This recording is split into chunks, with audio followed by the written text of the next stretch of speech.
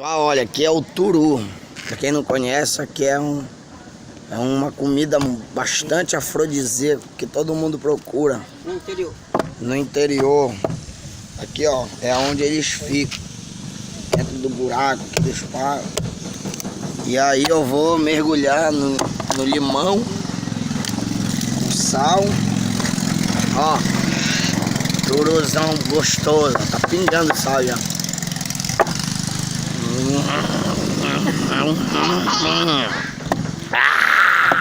É gostoso. Cheio de lágrima, gente, porque eu não tô acostumado a comer esse negócio direto. Mas é bom, ó.